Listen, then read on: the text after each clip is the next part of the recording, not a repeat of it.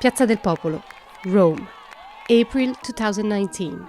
Thousands of young people protest against climate change. A year and a half later, the situation is very different. The pandemic had a deep impact on the activities of the environmental movement Fridays for Future, which relies on the power of mass gatherings. In October, the warm weather still allows activists in Rome to meet safely outdoors, with masks, of course. They are thinking of ways to organize their meeting respecting social distancing guidelines. Currently, Italy does not allow gatherings of more than 30 people. The crisis has forced them to reinvent their strategy by moving online. We've managed to combine realities with people who previously could not join us physically. Now, instead, they can join us thanks to remote connections, and as a result, contribute not just from Rome. This has been helpful, but it's undeniable that we are also in a difficult period, where we have to manage an entire movement online. There's a strong need to gather in the streets.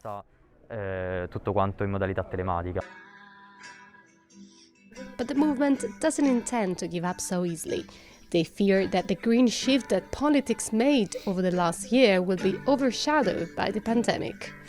Activists urge that the climate crisis should be treated as seriously as the health crisis and that the two emergencies are linked. It seems to us that the political debate isn't focused on this. It's all focused on the actions that need to be taken to combat the coronavirus emergency, but we don't see the climate emergency being treated in the same way, even though both have been declared as global emergencies and crises by the World Health Organization.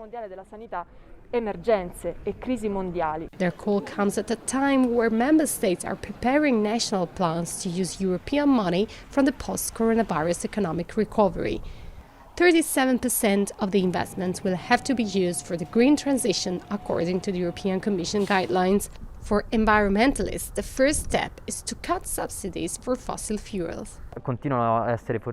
There's still subsidies being given for the extraction of fossil fuels.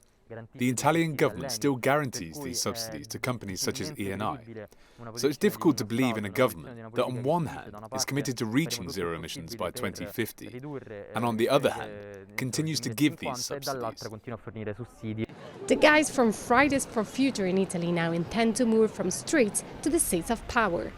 They vow to push MPs to put the climate crisis at the center of the political debate.